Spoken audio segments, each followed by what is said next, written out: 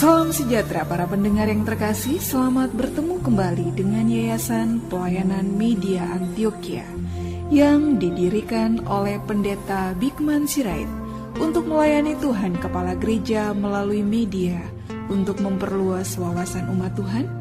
PAMA juga menerbitkan tabloid Kristen Reformata, Reformata Online, Reformata Audio Streaming. Juga tersedia buku-buku karya Pendeta Bigman Sirait dan ratusan CD khotbah. Doakan dan ikutilah pelayanan PAMA di 33 radio lainnya, di berbagai kota dan pelayanan televisi, di Indovision Live Channel 70 setiap Rabu pukul 11 dan 23 waktu Indonesia Barat, Minggu pukul 17.30 waktu Indonesia Barat, dan Senin pukul 00.30 waktu Indonesia Barat. Kabel Vision Family Channel setiap Rabu pukul 6, 12 dan pukul 18 waktu Indonesia Barat. Sabtu pukul 6.30, 12 dan 19.30 waktu Indonesia Barat. Untuk informasi lebih lengkap, klik www.reformata.com www.reformata.com www.reformata.com. Kini tibalah saatnya kita akan menikmati kebenaran firman Tuhan bersama Pendeta Bigman Sirait. Selamat mendengarkan, Tuhan memberkati. Saudara, kita akan membuka kitab kita dari kitab Injil Yohanes pasal yang ke-6. Kitab Injil Yohanes pasal yang ke-6, kita akan membaca 51 sampai 58. Jika saudara sudah menemukan Yohanes pasal 6, 51 sampai 58 akan menjadi pokok pikiran kita di kesempatan yang indah ini.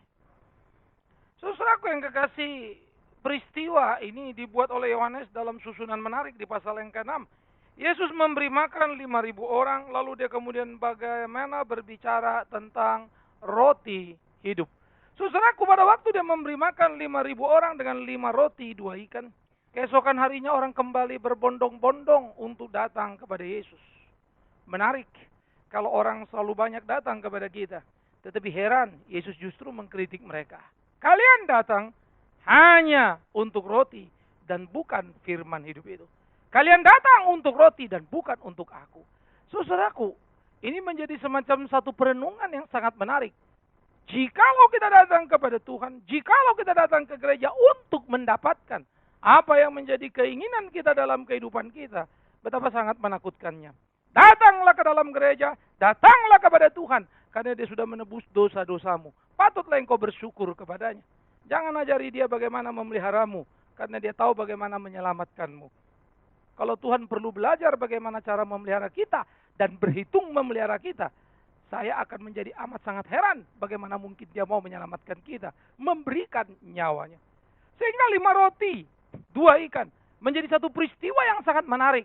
Bagaimana Tuhan mampu melakukan segala sesuatu, tetapi bagaimana orang banyak tidak selalu mengerti segala sesuatu yang Tuhan mau. Nah, jadi saudara, ini menjadi pemikiran-pemikiran kita yang serius di dalam pertumbuhan pergumulan keimanan kita. Bagaimana mengerti apa yang menjadi kehendak Tuhan yang sungguh-sungguh. Karena itu dia berkata, akulah roti yang telah turun dari surga. Jikalau seorang makan dari roti ini, dia akan hidup selama-lamanya.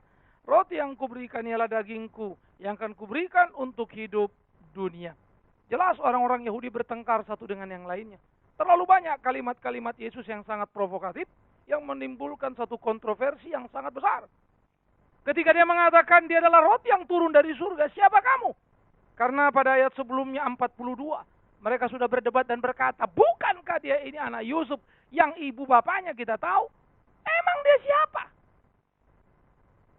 Oleh karena itu ketika dia mengatakan dia turun dari surga, semua berdebat. Ada yang mulai tertarik dengan apa yang Yesus ajarkan, tapi tidak sedikit yang mengalami kebingungan. Bagaimana mungkin dia yang bernama Yesus, anaknya Yusuf, anaknya Maria, yang kita kenal baik adalah Juru Selamat itu, Yesus itu, turun dari surga. Jadi protes keras mereka menjadi menarik, perdebatan antara mereka sangat masuk akal, saudaraku. Karena itu kisruhlah di antara orang-orang Yahudi. Dan Yesus berkata kepada mereka semuanya, aku berkata kepadamu, sesungguhnya jika kamu tidak makan daging anak manusia dan minum darahnya, tidak mempunyai hidup dalam dirimu. Saudara-saudara, memakan daging anak manusia, meminum darahnya di abad permulaan seringkali dipakai menjadi fitnah terhadap kekristenan sebagai kanibalisme. Jadi pada waktu Roma memerintah, ya, Kaisar Domitian begitu kejamnya, maka ada secara sistematik penggerbekan dan penghabisan terhadap kekristenan. Maka berbagai ayat disalahgunakan, lalu disalah mengertikan, lalu disebutlah orang-orang Kristen ini kanibalisme. Sehingga dengan alasan itu, orang-orang Kristen bisa ditangkap dan dihukum. Ironis, tapi itu terjadi. Yang lain lagi memakai itu dengan alasan mereka ini kanibalisme, sehingga jangan beribadah bersama-sama dengan orang-orang Kristen, karena itu berbahaya. Jadi saudaraku yang kekasih, perlawanan-perlawanan yang cukup mengerikan terhadap kebenaran dengan menjungkir balikkan kebenaran sudah menjadikan warna di dalam sepanjang zaman. Karena itu saudara tidak usah kaget kalau perlawanan terhadap kekristenan berlangsung dan akan terus berlangsung sampai zaman ini selesai. Nah saudara-saudara, pada waktu Yesus mengatakan makan dagingku, minum darahku, dia mempunyai hidup yang kekal dan aku akan membangkitkan dia pada akhir zaman. Bagi orang Saduki ini pasti sebuah kebodohan yang mengerikan, karena orang Saduki tidak percaya kepada kebangkitan. Bagi orang Farisi percaya kebangkitan, tetapi ini juga sebuah penghinaan, karena Yesus menyebut dirinya turun dari surga dan akan membawa mereka ke sana. Jadi Saduki dan Farisi yang seringkali bertolak belakang, yang seringkali berkelahi karena pemahaman doktrin yang berbeda, selalu bisa bersatu untuk melawan Tuhan Yesus Kristus.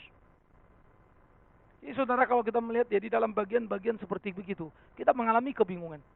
Ini orang kok bisa jadi begini ya? Tetapi itulah sebuah pertandingan zaman. Semua orang berkelahi, tetapi begitu Yesus datang, semua berdamai untuk melawan Yesus. Mau ikut Tuhan, orang yang bermusuhan bisa bersatu padu untuk menghabisi saudara yang ikut Tuhan.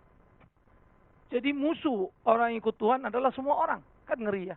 Kalau gini ngapain ikut Tuhan? Ini menjadi kompetisi saudara. Ya, kalau saya bilang musuh tidak berarti mereka datang menembak kita. Beradu pikiran, tidak sejalan ide, terlalu banyak hal. Kita ke kiri, mereka bilang ke kanan, kita ke kanan, mereka bilang ke kiri. Tetapi selalu muncul, sepertinya kita terisolasi sendiri dan tidak banyak jumlahnya. Nah ini menjadi pergumulan-pergumulan serius kita. Bagaimana kita harus menumbuh kembangkan kehidupan keimanan kita. Bagaimana kita mau belajar mengerti kehendak Tuhan kita. Bagaimana kita mau mengerti apa yang Yesus katakan. Sehingga dia mengatakan dagingku adalah benar-benar makanan dan darahku adalah benar-benar minuman. Apa yang mau dikatakannya? Nuansa kanibalismenya tinggi sekali bukan? Ini kan kanibal, mengerikan sekali. Ini ajaran sesat. Orang Yahudi tidak mengerti itu. Karena mereka tidak pernah membaca itu. Tetapi orang Yahudi sebetulnya mengerti Mesias Juru Selamat akan datang menyelamatkan mereka. Dan hanya mungkin satu, kematian untuk menghidupkan. Tidak ada kehidupan tanpa kematian. Paulus memberikan lukisan yang sangat indah di Korintus ketika dia berkata, sama seperti satu biji gandum harus mati supaya mempunyai hidup. Kalau biji gandum itu tidak mati dan membelah dirinya, tidak akan benih yang hidup dari sana. Begitulah Kristus. Maka waktu dia mengatakan ini, maka dan minuman menjadi sebuah analogi yang sangat menarik sekali, saudara. Kalau saudara makan roti, saudara minum anggur atau makan roti, minum susu atau apapun itu, maka itu akan menjadikan kekuatan pada saudara, energi bukan? Saudara menjadi sehat, saudara menjadi kuat, bisa lakukan apapun. Saudara tidak makan dan tidak minum itu, saudara tidak akan kuat, saudara tidak akan sehat. Saudara kuat, sehat, saudara hidup dan berlanjut dalam kehidupan. Sehingga ada energi yang engkau dapatkan dari roti dan minuman itu. Begitulah sebetulnya perjamuan kudus. Ada energi yang kita dapatkan dari Roh Kudus itu. Tetapi energi di sini berbeda bumi langit dengan yang dipahami orang sebagai tenaga dalam.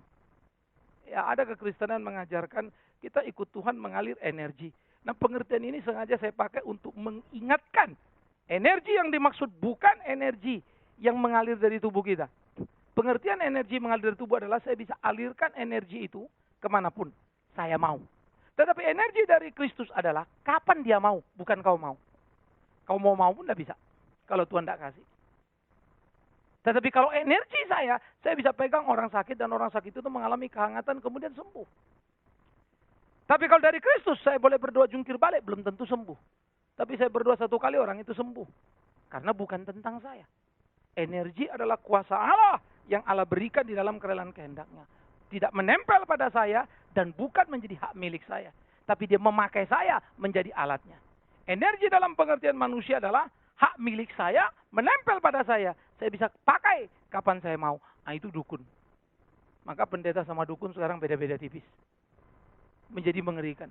Nah, praktek seperti ini kita perlu hati-hati sekali. Nah, karena itu pada waktu Yesus mengatakan, akulah makanan, minuman, dagingku, dan darahku. Mari kita mengerti dalam pengertian yang luas tadi. Bagaimana kita memahami utuh apa sebetulnya yang Tuhan Yesus mau. Apa pesan yang mau disampaikannya. Kalau memang tubuhnya adalah tubuh yang menjadi makanan. Kalau memang darahnya adalah darah yang menjadi minuman. Dan memberikan kita kekuatan, keselamatan. Ini menjadi menarik. Nah, oleh karena itu saudara, bagaimana kemudian dia berkata, Bapakku yang mengutus aku, ya, pada waktu 57, sama seperti Bapa mengutus aku dan aku hidup oleh Bapa. Demikian kamu kalau memakan aku akan hidup oleh aku. Nah, ini menjadi menarik. Bapa mengutus Yesus. Yesus hidup oleh Bapa. Maka Yesus dimakan oleh orang-orang. Orang-orang hidup oleh Yesus. Pasti dia tidak sedang bicara memakan kanibalisme. Karena comparisonnya adalah Allah mengutus aku. Maka waktu dia memakan artinya adalah menyatu. Seperti kita memakan roti, meminum susu, menyatu dengan tubuh kita. Maka waktu dia menyatu tubuh kita menjadi sebuah energi, bukan? Tenaga untuk kita bekerja. Tergantung kalori yang bisa diberikannya. Maka begitu juga pada waktu kita percaya kepada Kristus, memakan tubuhnya, meminum darahnya, maka dia menyatu dengan kita. Sama seperti Bapa yang kudus mengutus anak. Begitulah dia menyatu dengan kita. Dan kita diutusnya. Jikalau engkau di dalam aku di dalam engkau, maka engkau akan menjadi alatku yang tangguh. Di situ engkau akan hidup. Jadi saudara, apa yang dimaksud dengan makan, minum, menjatuh, itulah namanya persekutuan yang presisi. Kalau saudara makan roti, minum susu, sampai mati pun kamu tidak bisa keluarkan roti dan susu itu. Karena dia sudah menyatu dengan seluruh diri kita. Sudah tidak bisa diurai lagi. Ya, dia sudah berubah menjadi energi. Mengalir kemana-mana, memberi suplai kemana-mana, ya, sehingga kemudian kita bisa melakukan apa yang kita lakukan. Begitulah Tuhan. Ketika dia datang di dalam hidup kita, menyatu dengan kita, dia menjadi persekutuan yang ketat, yang menjaga kita. Di situ membuat kita terjaga selalu dan terpelihara dalam hidup kita, tidak terpisahkan. Nah, karena itu seharusnya lah persekutuan dengan Kristus itu menjadi aktual di dalam hidup kita dan tidak bisa terbantah. Dia menjadi tampak nyata, terukur dan luar biasa. Persekutuan yang kuat tidak akan menggoncangkan saudara. Nah, ini yang perlu kita pikirkan. Bagaimana kita tidak goncang. Bagaimana kita tidak goyang. Karena persekutuan kuat kita dengan Kristus. Ini menjadi pergumulan. Ya, ini menjadi proses yang terus menerus terjadi dalam hidup kita. Detik demi detik. Sampai kapan? Sampai kita mati. Ingat, sampai kita mati tidak ada perkelahian yang berhenti. Tidak ada pendeta begitu jadi pendeta. Wah, dia sudah lulus. Wah, sudah jadi pendeta. Wah, dia hebat. Dia sudah mencapai cita-citanya. Salah. Cita-cita secara profesi untuk jadi pendeta mungkin tercapai. Tapi jadi pendeta dalam arti yang hakiki sampai ujung matinya. Karena itu pendeta bukan kebal godaan. Pendeta tidak kebal terhadap kesulitan dan pergumulan kehidupan. Pendeta tidak kebal. Karena itu dia harus bertanding. Bergantung kepada Tuhan. Mengabaikan segala sesuatu. Dan dia tidak boleh bergantung pada segala sesuatu. Dan mengabaikan Tuhannya. Saudara-saudara, ini memang menjadi pertandingan sengit kita. Menjadi tidak mudah. Karena dalam hidup ini banyak sekali yang benturan-benturan konfrontatif. Ya, puar. Ini kita mesti bagaimana ini? Kita hidup sebagai orang benar di dunia yang tidak benar. Bagaimana nggak benturan? Kita disuruh suci di tengah dunia berdosa. Bagaimana bisa? Kita disuruh menjadi terang di tengah dunia gelap. Bagaimana perkelahiannya? Karena itulah keterikatan yang terus-menerus, persekutuan yang ketat dengan Kristus perlu terjadi dalam hidup kita. Saya mengambil dua contoh yang sangat menarik. Satu, Kristus sendiri. Ketika di Taman Getsemani dia berkata, ya Bapa, jikalau boleh cawan ini berlalu dariku. Dia mempunyai keinginan di dalam kemanusiaannya. Dia mempunyai keinginan dan pertimbangan apa yang harus diambilnya. Tetapi menarik, ketika dia menyerahkan seluruh keputusan kepada Bapanya. Lalu keinginannya diberikan, lalu dikatakannya, namun bukan kehendakku, kehendakmu lah yang jadi. Maka dia menaklukkan dirinya. Disitulah kuatnya persekutuan. Kehendak Tuhan jadi. Sehingga persatuan itu tidak hilang. Karena Tuhan datang, menyatu dengan dia, maka kehendak Tuhan yang jadi dalam hidup dia. Begitulah kita dengan Yesus ketika kita bergumul. Dan itu dialami oleh Paulus. Ketika dia diberi duri, Paulus berkata, "Ya Tuhan, ambillah duri ini. Lepaskan aku dari duri ini." 3 kali Paulus memohon. 3 kali pula Tuhan berkata, "Tidak Paulus, cukup kasih karuniaku bagimu, kasih karunia salib." Mohon lagi, "Tidak Paulus, cukup kasih karuniaku bagimu." Mohon lagi, "Tidak Paulus, cukup kasih karuniaku bagimu." Lalu Paulus bilang apa? "Ya Tuhan, kalau itu maumu. Sekarang tahulah aku, di kelemahanku nyatalah kekuatanmu." Saudara, apakah kita ingin Tuhan tampak kuat, tetapi kita menjadi kelihatan lemah? Saya pikir itu bukan cita-cita kita, bukan?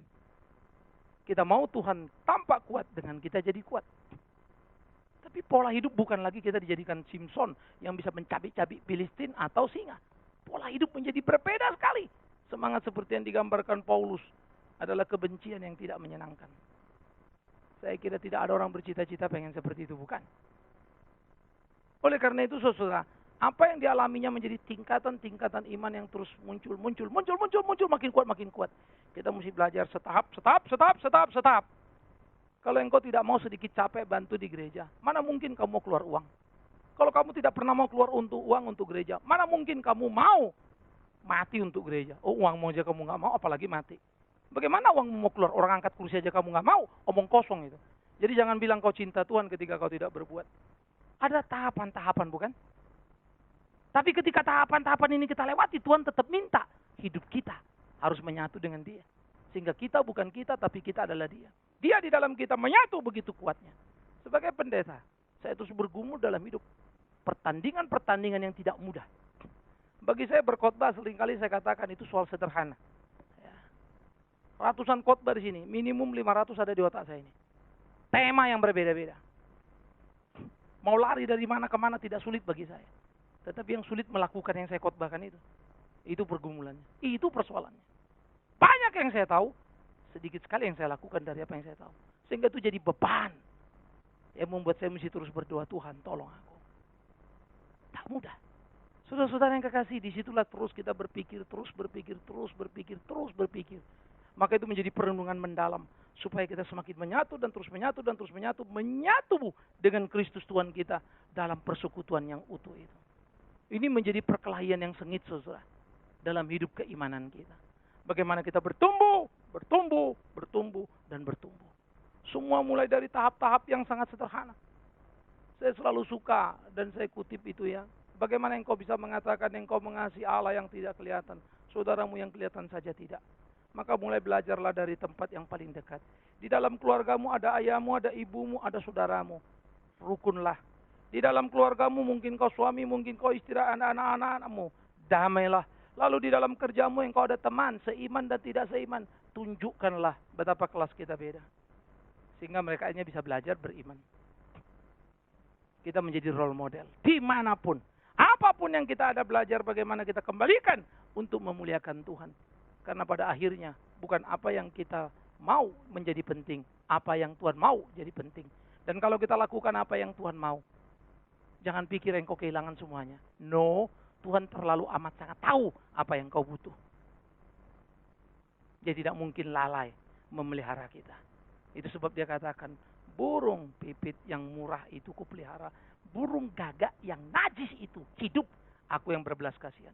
Bunga bakung tumbuh sebagai bunga liar, tetapi indahnya melebihi pakaian Salomo. Karena kalau saya pikir ya, Yesus ngomong itu sangat amat konkret, sederhana, mudah untuk dimengerti.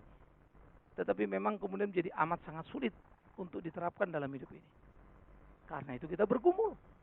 Kalau saya bilang amat sangat sulit itu fakta, tapi bukan berarti tidak bisa, bukan? Bisa. Jatuh bangun. Inilah pergumulan semakin dekat. Ada satu orang kenal satu orang yang saya kenal. Orang ini di kantor terkenal ya. Kalau sama orang-orang di kantor, mau sama manajer, sama direktur, waduh, ada ngomong ampun deh. Ya, kebun binatang terus. Dan dia pernah ngomong sama saya, "Man, gua nih kalau di kantor, heran sampai sekarang mulut gua nih nggak bisa berhenti." Lucunya dia ngomong sama saya, Tapi saya bilang, mulut mana bisa berhenti? Enggak, maksud gue maki-maki, gue kebun binatang terus nih. Ya. Tapi saya ngomong sama dia, lu kalau satu hari bisa maki orang berapa sih? Berapa aja yang ketemu? Oke, sekarang waktu kamu sadar gini, pernah nggak kamu bisa satu kali menahan sehingga tidak semua? Ya pernah sih. Lalu berapa kali? Sering. Artinya saudara, sebetulnya ada kemajuan pada dia. Dia memang pemarah yang memarah-marah, kalau mau maki orang lepas kalimat yang nggak enak, tetapi sebenarnya sudah berkurang. Ya, terus terjadi gradasi. Saya kalau ngomong sama istrinya, wah dia memang begitu tuh Pak, tapi udah banyak berubah loh Pak. Ya, saya juga kenal dia dan saya lihat dia banyak berubah. Sehingga saya bilang, ayo terus berkelahi. Itu hidup kita, itu perkelahian kita. Nggak ada bim salah bim, semua orang menjadi seperti yang kamu mau. Tetapi bagaimana kita berproses berkelahi, makin menyatu, makin menyatu, makin menyatu, makin menyatu dengan Kristus Tuhan itu. Seperti orang makan dan minum yang baik, yang penuh vitamin, makin sehat, makin sehat, makin sehat. Begitulah kita. Sehingga analogi ini menarik dalam kualitas yang berbeda. Ya, bagaimana dia mengajarkan kita. Lalu dia mengatakan kepada orang-orang Yahudi, ya, inilah roti yang telah turun dari surga, bukan roti seperti yang dimakan nenek moyangmu dan mereka telah mati. Barang siapa makan roti ini akan hidup selama-lamanya. Yesus menunjuk dengan segera peristiwa orang Israel pergi dari Mesir menuju Kanaan. Mereka makan apa? Mana? Siapa yang memberi mana? Tuhan. Kapan? Sepanjang 40 tahun. Mereka tidak pernah kekurangan. Jadi mana dari Tuhan? Yes. Diberikan? Yes. Mati nggak mereka makan itu? Mati. Musa pun mati. Semua mati. Kalau makan mana itu mati, makan roti apa yang tidak mati? Yesus bilang, akulah roti hidup. Kau makan kau tidak akan mati. Persekutuan yang teguh, yang menyatu itu. Oleh karena itu saudara, comparison itu dengan segera kita bisa melihat bagaimana kemudian Kristus menyatakan dirinya. Dan bagaimana dia menyebut dia roti hidup. Dan bagaimana dia mengkompernya dengan peristiwa mana di padang gurun selama 40 tahun. Supaya orang Israel kembali berbalik. Belajar akan kebenaran. Bersekutu dengan Kristus itu. Orang Israel memang mengalami kesulitan. Sehingga Yesus memakai istilah nenek moyangmu. Sebetulnya yang dia sebut nenek moyangmu kan nenek moyang dia juga dong. Kan dia Yahudi. Paulus juga suka mengatakan nenek moyangmu. Tapi sebetulnya itu mengacu agak spesifik. Bukan sekedar silsilah tapi pemberontakan. Jadi nenek moyangnya orang jahat walaupun sama-sama Israel semua ini. Sehingga kalimat itu lebih mengarah kepada kejahatan yang turun-temurun. Di mana orang benar tidak terlibat di situ. Nah itu sebab Yesus berkata kepada orang Israel. Ketika mereka berkata, kami anak Abraham. No, kau bukan anak Abraham, kau anak setan. Dan orang-orang Israel marah setengah mati. Itu di Yohanes pasal 8. Nah jadi kita kembali saudara. Waktu mana ini diberi? Mana dari Kristus. Dari sorga untuk menghidupkan mereka yang ada di padang gurun. Dengan mana yaitu Kristus itu sendiri yang sangat berbeda itu. Nah ini menjadi sangat menarik. Kristus, darahku adalah minuman, dagingku adalah makanan. Ini memang sangat luar biasa Yohanes menaruhnya. Karena di pasal 1, Yohanes berkata, pada mulanya firman itu bersama dengan Allah, firman itu adalah Allah, segala sesuatu dijadikan oleh dia. Lalu ayat 14, firman itu telah menjadi manusia. Bahasa Yunani pakai kata inkarnasi, masuk ke dalam insaks, ke dalam daging dan darah. Maka dia masuk ke dalam daging dan darah, yaitu Allah yang hidup. Kristus itu, maka jadilah dia manusia yang utuh, daging dan darah. Kemudian dia berkata, makanlah dagingku, minumlah darahku, yang dimana dia masuk itu, di situ engkau akan hidup. Maka bukan daging yang physically tadi, bukan darah yang physically, tapi Kristus yang masuk ke dalam daging dan darah, inkarnasi. Maka dia yang inkarnasi menjadi daging dan darah, dialah yang menyelamatkan itu. Bukan dagingnya, bukan darahnya, tapi dianya. Sehingga di dalam hal itu, makan adalah percaya penuh. Ketika tubuh itu terpecah di atas kayu salib, darah itu tertumpah. Dialah lebih dari segala-galanya. Dialah roti hidup itu. Sehingga saudaraku yang kekasih, ini menjadi bagian yang perlu untuk kita sikapi di dalam iman percaya kita. Itu sebab orang Kristen seharusnya berpegang teguh dalam hidup. Hidup kita lakoni dengan baik. Jikalau kita mati, puji Tuhan, itu waktu bertemu dengan Dia. Tidak ada kegentaran. Seluruh hidup adalah kenikmatan dan kenyamanan yang kita jalani bersama dengan Tuhan. Nah kalau kita sudah mengerti Kristus adalah roti hidup, yang luar biasa itu. Roti hidup yang menyelamatkan. Roti hidup yang menghidupkan sehingga kita tidak mati selama-lamanya. Di sini ada roti hidup menghidupkan, tapi hidup yang sementara. Ada dua roti dalam hidup kita.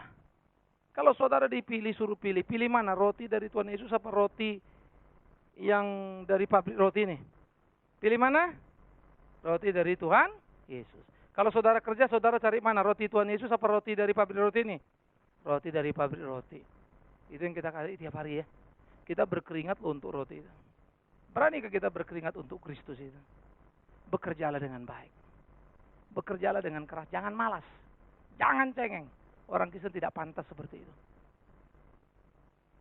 Tetapi kalau roti itu yang menjadi konsentrasi dan kau cari, betapa mengerikannya hidup kita. Karena makan roti itu, kita sehat. Oke, sehat, tetapi tetap akan mati. Dengan roti Kristus, kita tidak akan mati. Kita akan hidup selama-lamanya. Bahkan di kematian kita, itulah kehidupan yang sejati. Jadi saudara-saudara, pada waktu kita memikirkan bagian-bagian seperti ini, kita diajak memikirkan satu kebenaran yang prinsipil, yang tidak tergoyahkan. Ini menjadi kebenaran yang sangat luar biasa. Saya selalu percaya, selalu bangun struktur berpikir begini. Kalau saudara cinta Tuhan, saudara mau melakukan apa kehendak Tuhan, sudah pastilah. Orang seperti itu pasti orang yang rajin. Karena kalau malas, Alkitab marah ya. Pemalas belajar pada semut. Kalau orang rajin, mana mungkin bodoh. Pasti dia pintar. Walaupun beda-beda IQ, satu tinggi, satu rendah, itu relatif. Tapi dia pintar minimum pada IQ yang dia punya. Kita ini seringkali banyak orang bodoh. IQ-nya 100 tapi pakainya 70. Itu bodoh namanya. Bukan karena IQ 70 lalu bodoh. Bukan. Makainya dikit itu yang bodoh. Karena seharusnya kita pakai maksimal sesuai dengan kapasitas yang Tuhan pakai pada kita. Nah kalau orang seperti ini, kenapa dia begitu? Karena dia hidup bertanggung jawab. Jadi dia rajin, dia pintar, dia tanggung jawab. Berapa yang Tuhan kasih itu dipakainya. Orang seperti ini kerja jujur, tahan banting, dan seterusnya. Orang seperti begini kalau cinta Tuhan. Rajin, pintar, jujur, tanggung jawab, dan tahan banting. Mana ada orang seperti ini hidupnya gagal? Pasti berhasil. Kerja pasti bagus. Ya, pertandingan hidup ini adalah pertandingan dengan diri kita. Sebetulnya kita yang terlalu cengeng dalam hidup ini. Sehingga kita menjadi pecundang dalam hidup ini. Ayo berkelahi. Kita kurang exercise, kita kurang latihan. Latihan terus, pasti engkau menang. Engkau latihan di tempatmu, saya latihan di tempat saya. Saya pendeta dan saya akan berlatih terus. Saya akan terus mengasah diri, mengasah hidup. Bagaimana saya berkelahi dengan zaman yang saya hadapi, dengan pergumulan, persoalan yang saya punya. Saya akan berurusan dengan banyak orang. Orang-orang dengan 1001 pertanyaan. Maka saya harus berkelahi supaya saya bisa menjawabnya. Engkau berurusan dengan banyak orang dalam dunia pekerjaanmu. Mungkin yang tidak seiman. Kalau sampai engkau tidak bisa jelaskan imanmu. Betapa mengerikannya. Di sini perkelahiannya terus terjadi. Jadi saudara yang kekasih. Ini menjadi bagian yang perlu untuk kita tumbuh kembangkan. Kita jalani dalam hidup kita. Bagaimana kita melakoni dan melakukan apa yang menjadi kehendak Tuhan kita. Bagaimana hari-hari kita bergerak di dalam dinamika yang mesti kita kerjakan. Ini pergumulan serius yang mesti kita pikirkan dalam hidup kita. Di tengah-tengah percaturan kehidupan yang tidak sederhana. Bagaimana kita memainkan peran kita. Roti hidup itu sudah diberikan kepada kita. Barang siapa yang memakannya tidak akan mati. Dia akan hidup selama-lamanya. Nah oleh karena itu saudara, pergumulan-pergumulan seperti ini perlu terus kita jalani. Menguji coba kesetiaan kita pada Tuhan. Kita terus mesti menguji coba. Terus bergerak. Ada masalah, kita terobos, terus jalan. Terus begitu menjadi circle yang berputar terus. Membuat kita running well dan maju terus. Gedebuk, kadang-kadang ketahan ada batu. Jeduk, batunya pecah, lewat lagi. Perhentian kita hanyalah penundaan sementara. Bukan kembali ke tujuan. Lalu maju lagi, lalu gelinding lagi. Bayangkanlah, karena roti hidup itu menghidupkanmu. Maka mati pun bukan lagi menakutkan. Karena mati bukan mati tapi hidup. Apa takutmu untuk mati? Saya selalu teringat Polikarpus, uskup di Smyrna yang luar biasa itu. Murid dari Rasul Yohanes. Ada dua murid Rasul Yohanes yang sangat terkenal. Polikarpus dan Papias. Polikarpus jadi uskup di Smyrna, kekristenan dianiaya, ditekan, dibunuh. Pada waktu dia ditangkap, mau dibunuh, digantung oleh Algojo, tidak jadi. Kemudian dirubahlah hukumannya, menjadi bakar. Bakar hidup-hidup.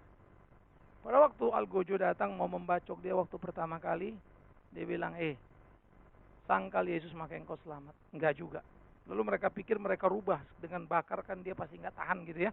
Kalau bacok gedebuk sekali gacok bisa mati. Kalau bakar kan bisa lama. Mungkin dia akan menyangkal imannya dalam kesakitan. Maka dia dibakar. Saya selalu ingat cerita itu. Entah bagaimana. Angin bertiup tidak langsung ke dia. Sehingga membuat dia makin lama mati. Dan lama menderita. Orang baik. Orang benar. Kenapa sih Tuhan gak bikin api bertiup. Angin bertiup ya. Jadi bakar dia nyala sekaligus langsung mati. Kan cepet tuh. Ini kan jadi lambat. Saat. Lalu seakan-akan tidak menempel ke dia. Ya menjadi jauh tapi panasnya luar biasa. Pada waktu mau dibakar itu yang menarik sebelum dia dibakar, saudara apa dia katakan? 86 tahun aku ikut Tuhan Yesus. Tidak satu kali pun dia mengecewakan aku. Mengapa aku harus mengecewakan dia? Bakarlah. Dihadapinya kematian itu. Dengan ketenangan yang luar biasa. Karena apa? Polikarpus tahu, dia tidak mati. Dia hanya akan berpindah pada hidup yang kekal itu. Kekuatan persekutuan dengan Kristus yang presisi, yang ketat. Sudah membuat dia mampu menanggung derita. Yang kita dengar saja sudah cukup mengerikan. Tetapi itulah yang dijalaninya. Dan dia memenangkannya, saudaraku yang kekasih. Oleh karena itu dalam pergumulan kehidupan kita. Kita terus melangkah dalam hari-hari kita menjalankan apa yang Tuhan mau. Supaya pertandingan percaturan hidup kita tidak berhenti. Tapi terus kita berkelahi. Melakukan, menjalankan semuanya. Sehingga hidup kita sungguh-sungguh menjadi hidup yang menyenangkan hati Tuhan. Zaman tidak makin mudah. Jangan cengeng. Pekerjaan tidak akan mandi mudah. Jangan cengeng. Kesulitan hidup akan semakin menjadi. Jangan cengeng. Pertandingan akan semakin ketat. Jangan cengeng. Justru disitulah kesempatan kita untuk naik di atas panggung dan berkelahi. Menunjukkan kualitas keimanan kita. Berkelahi dengan diri sendiri. Mengalahkan, menaklukkan seluruh keinginan kepada kehendak Dia. Sehingga gairah kita adalah roti sorga itu. Bukan roti dunia itu. Ingat, roti itu penting. Tapi ada yang lebih penting. Firman hidup itu. Bertanggung jawablah atas hidupmu. Carilah roti. Itu tugasmu. Tapi berserahlah kepada Tuhanmu. Maka Dia akan menguatkanmu. Itu berkatnya dalam hidupmu. Maka waktu kau punya berkat itu kau akan kuat dan kau akan terus berjalan dimampukan mencari dan mencari dan mencari hari-hari hidupmu menjalani di dalam pergumulan kita. Oleh karena itulah apa yang dilakukan Kristus sampai pada waktu Dia mati di atas kayu salib. Bukankah itu luar biasa? Sudah selesai. Sudah genap. Dia tidak lari. Dia tidak berhenti. Saya suka ketika Dia mengatakan kepada murid-muridnya, makananku adalah melakukan pekerjaannya hingga selesai. Makanan utama Yesus itu. Dia makan roti enggak? Makan. Dia ikut minum anggur enggak? Minum. Tapi itu bukan pertama dan utama. Melakukan kehendak Bapa, menyelesaikan pekerjaannya sampai selesai. Itulah makanan utama Yesus. Jadikan itu main course kita dalam kita makan. Jangan jadi advertiser deh. Lalu main course-nya tetap aja roti dunia. Nah, itu kan jadi salah. Itu jadi dessert saja. Tidak bisa. Biarlah yang dunia itu cuma advertiser atau dessertnya kita, tetapi main course kita adalah firman itu. Nikmatilah kehidupan yang indah yang Tuhan berikan pada kita dan bagaimana kita berjalan. Sehingga pemahaman keimanan kita semakin teguh kepada karya salib. Di mana Dia mati, tubuhnya terpecah. Di mana Dia mati, darahnya tertumpah. Tidakkah itu cukup untuk mengingatkan kita betapa Dia berkorban untuk kita? Oleh karena itu gereja Tuhan pada masa kini sedang diperhadapkan pada kesulitan yang luar biasa. Karena gereja terjebak pada nilai pesta pora hidup yang salah. Ingat, roti penting, tapi ada yang terpenting. Hidup kita penting, tapi ada yang terpenting. Keluarga kita penting, tapi ada yang terpenting. Sehingga tidak ada alasan bagi kita untuk mengabaikan Tuhan. Dengan alasan, saya repot, istri saya, suami saya, keluarga saya, anak saya, bacalah Alkitab. Kalau engkau mengasihi dirimu, istrimu, suamimu, anakmu, orang tuamu lebih dari aku, kau tidak layak bagiku. Kasihilah dia. Dan saya percaya orang yang mengasihi Kristus dengan sungguh-sungguh pasti dia mengasihi istri, suami, anak-anak, orang tuanya semua. Mereka akan melakukan itu. Mereka akan terikat pada kasih yang sejati, kasih yang benar, yang mengikat dengan teguh. Nah, ini menjadi pergumulan kita. Oleh karena itu, saudaraku yang kekasih, bagaimana kita membangun seluruh pengharapan kita di dalam Kristus Tuhan kita dan berjalan dalam hari-hari kita, itu menjadi amat sangat perlu. Itu menjadi amat sangat penting. Darah para nabi, darah para rasul sudah terlalu panjang, berujung pada darah Kristus. Sekarang gilir kita untuk menumpahkan darah kita. Tetapi bagaimana mungkin kita bisa menumpahkan darah kita kalau kita tidak berani menumpahkan keringat kita? Bagaimana kita bisa menumpahkan darah kita kalau kita penakut menumpahkan rezeki kita? Bagaimana kita bisa menumpahkan darah kita kalau kita tidak bisa berbagi bagi sesama kita dalam hidup ini? Saya kira ada banyak ukuran-ukuran yang saudara mesti lakukan sehingga bisa mengukur betul saya sehat apa tidak sehat. Ya, sama kalau kita bilang kita makan bisa tahu kolesterol ini apa, semua orang check up gitu ya. Toh kita juga tahu kan kalau mengukur diri kita, betulkah Kristus yang kumakan menjadi dagingnya makananku, darahnya minumanku, menyatu dalam hidupku? Nah, kita ukur kadar iman kita kan ya. Hidup kita, hari-hari kita, kita sendiri tahu siapa kita. Nah, di situ kita berdoa. Kita terus berdoa dengan jujur pada Tuhan. Memohon apa yang seharusnya menjadi bagian dalam hidup kita. Supaya Tuhan kuatkan kita melakukan kalau memang belum. Sehingga kita bisa berpacu terus dalam waktu dan bergerak. Sehingga menjadi seperti apa yang Tuhan mau. Inilah pergumulan dalam kehidupan saudaraku yang kekasih. Hari-hari ini kita memang dihebohkan. Ya, rasanya entah mengapa beruntun terus sekarang gereja mengalami benturan-benturan tidak sederhana. Ya, dari Amerika gereja mengalami kesulitan ketika seorang pendeta digugat oleh istrinya untuk pisah, lalu kemudian diperiksa, diaudit oleh negara, urusan-urusan keuangannya. Lalu datang lagi dari Singapura. Selesai Singapura, Suntec City mau dibeli oleh pendeta. Bingung juga kita ya. Kita lagi bingung cari cuma 500 meter sana Suntec City. Ya. Lalu kita ke Korea, 25 juta US hilang lenyap. Gereja mulai menggugat. Saudara, saya selalu berdoa dan saya minta kalian doakan saya. Bukan supaya umurku panjang, bukan supaya aku sehat. Kalaupun mau kau doakan itu silakan. Tapi yang pertama, menu utamamu berdoa. Doakan saya supaya saya tetap setia dan tetap memegang prinsip. So far, saya berani mengatakan tidak ya untuk hal yang salah berbau uang seberapapun.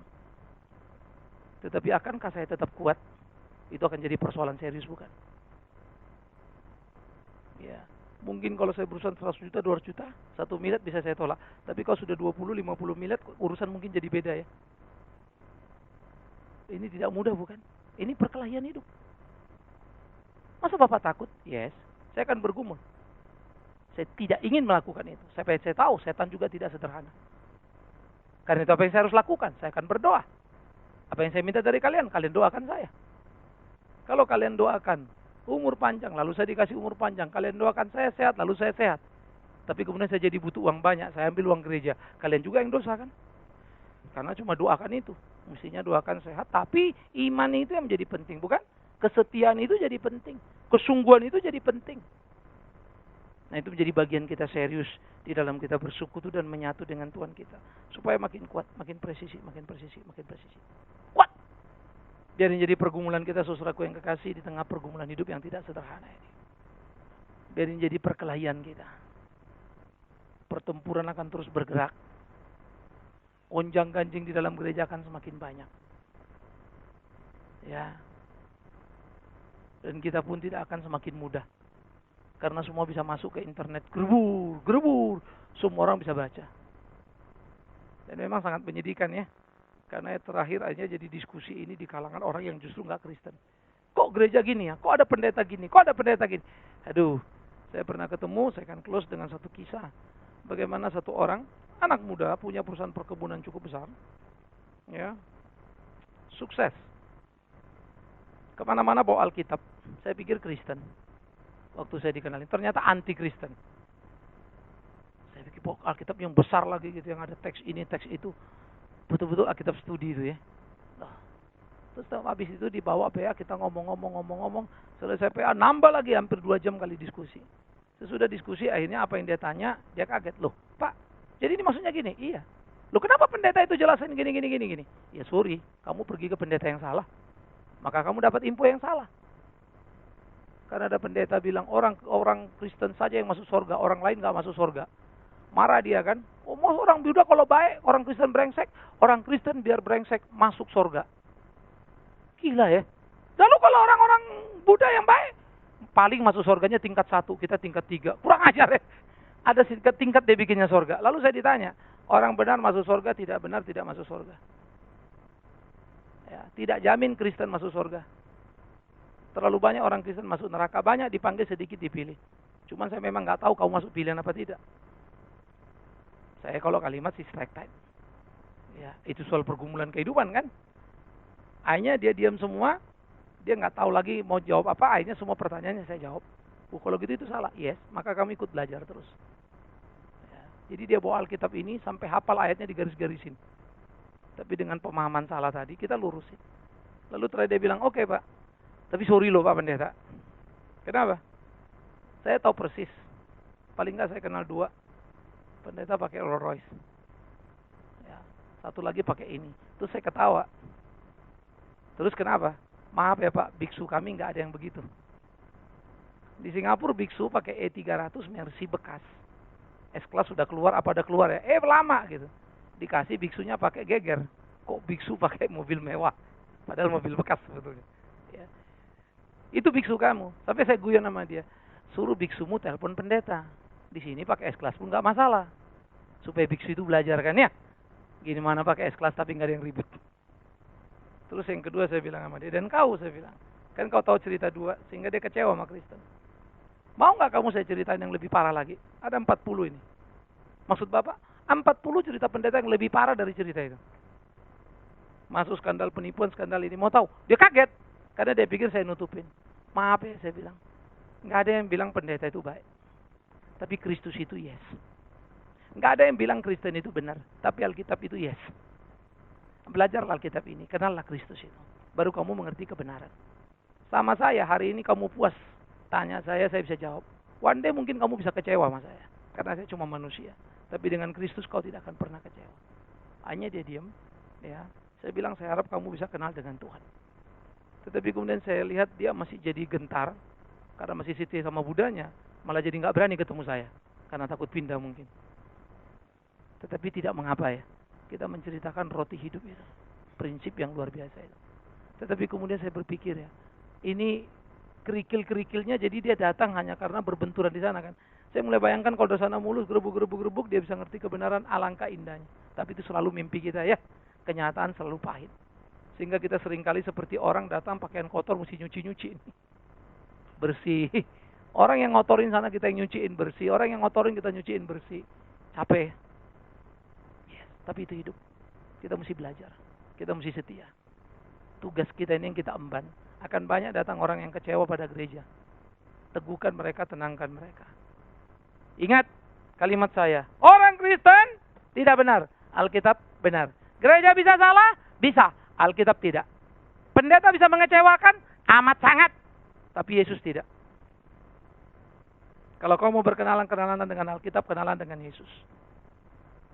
Kalau kau kenal Yesus, memang kau akan disebut Kristen. Tapi orang Kristen belum tentu pengikut Yesus. Tapi orang yang menjadi murid Kristus pasti Kristen. Orang yang mengenal Yesus pasti ke gereja. Tapi orang yang ke gereja belum tentu cinta Yesus. Mari kita rekonstruksi seluruh pemikiran itu. Sehingga kita berkata, hanya Kristus. Dengan memakan tubuhnya, meminum darahnya, kita menyatu dengan dia. Sehingga hidup kita sungguh-sungguh. Satu, dia di dalam kita di dalam dia. Kita terikat dan terus mengikat diri kita dengan dia. Melakukan apa yang menjadi kehendaknya. Tuhan menolong kita. Amin. Kita tunduk kepala. Kita ambil waktu teduh sejenak. Berdoalah secara pribadi. Bergumullah dalam hidupmu, dalam hatimu. Apa yang menjadi kemarahanmu? Apa yang menjadi kebencianmu dalam hidup ini terhadap kekristenan? Berdoa katakan, Tuhan kuatkan aku, ajari aku. Apa bagimu yang menjadi beban? Yang seharusnya bisa kau lakukan tapi belum. Berdoa katakan, Tuhan tolong aku. Supaya aku sadar beban yang kau taruh. tugas yang harus kulaksanakan di hidupku. Jiwa-jiwa yang ada di sekitarmu, bawa mereka datang pada Tuhan. Kalau terlalu banyak waktumu hanya untuk dirimu dan karyamu, mulai belajar memberi waktumu dalam melayani Tuhanmu. Kalau seluruh kegiatanmu hanya berorientasi pada diri, mulailah tempatkan diri sehingga seluruh kegiatanmu berorientasi pada Tuhan Yesus. Orang bisa melihat itu di pekerjaanmu, di hari-harimu, hanya mereka percaya kepada Kristus Tuhan itu. Bapa di dalam surga, Kau tahu hati dan pikiran kami, Kau tahu hidup kami, Kau tahu hari-hari kami. Karena itulah kami menyerahkan diri kepadamu. Tuntun pimpin kami di hidup kami supaya firman-Mu terus menerangi kami, mengingatkan kami. Kami menyatu di dalam daging dan darah-Mu, di dalam kematian-Mu. Kami terpersekutukan dalam persekutuan yang erat dan yang ketat. Karena itu Tuhan, tolonglah kami di hidup keimanan kami supaya semakin teguh di tengah gelombang zaman, berbagai godaan, kengerian yang terjadi. Kiranya kami tetap dikuatkan untuk bisa melewati.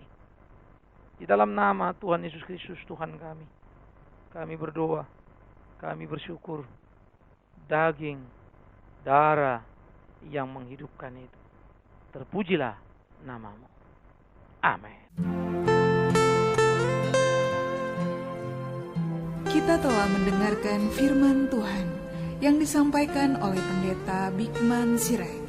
Bagi Anda yang merasa diberkati dan ingin menjadi mitra Pama dalam melayani melalui doa, daya dan dana, silakan menghubungi kami melalui telepon 021 392 4229, 021 392 4229. Email di pama_yayasan@yahoo.com, pama_yayasan@yahoo.com. Sampai bertemu kembali di waktu dan gelombang yang sama. Tuhan memberkati.